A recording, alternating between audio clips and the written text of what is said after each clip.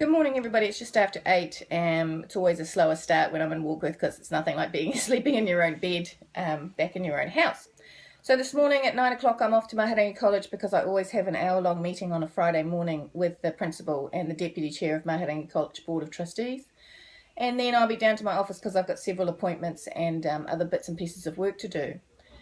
Tomorrow I have some community stuff that I need to take care of. I'm a trustee of the Warkworth Town Hall Restoration Trust here, so I'll be meeting with other trustees to go through some of the work that we're doing there around our fundraising and also just around some technical issues to do with the hall. And then a lady by the name of Maida Cook had passed away a few weeks ago, and Maida was an amazing woman in this community, so her memorial service is Saturday afternoon, so I'll be doing my best to attend that. I wanted to make a couple of comments. First of all, around two things that happened in question time yesterday. I asked Hekia Purata questions around the capacity for the Crown to take back the assets purchased with taxpayers' dollars by the sponsors of charter schools. And certainly while the last question was,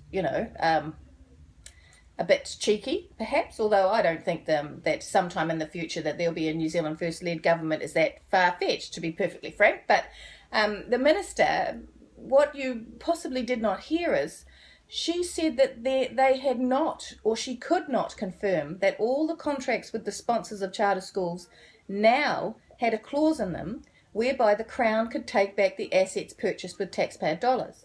Because let's remember, at Whangaruru, that trust now has an 81-hectare farm that's been a gift from the New Zealand taxpayers because the national government, supported by the ACT Party, did not put in a clause where any assets purchased, any buildings or land purchased with taxpayers' money could be returned, had to be returned. Originally, the Minister Purata got up and said that any such property would be put into the disposal process just like any other state school, which is an absolute outright lie. There is no capacity to do that. When a state school closes, there is a whole process because the Crown owns the land and the Crown owns the buildings.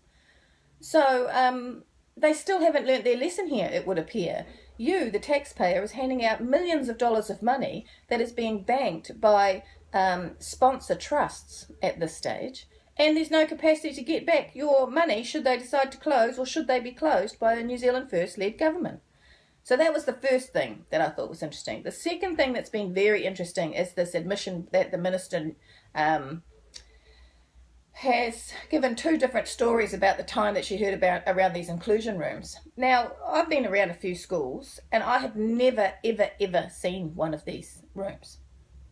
I know I'm aware of rooms where a child is placed in removed and placed in a space, and a staff member supervises them while they calm down, or as Catherine Delahunty has talked about, time-out spaces where the student can take themselves to a time-out space. But I've never heard of a space where children are locked in for periods of time. So I'm just trying to figure out how, with ERO going into every state school on a 3-yearly basis and also private schools and other schools, how these rooms got any of them, even one of them, remained in existence. But the minister's, different timeframes for when she heard and what she's done about it certainly need to be, as they are, strongly questioned. And good on Maiki Sherman for her reporting, because I tell you, she's the one who's across it at the moment. Anyway, that's today, people. Look after yourselves.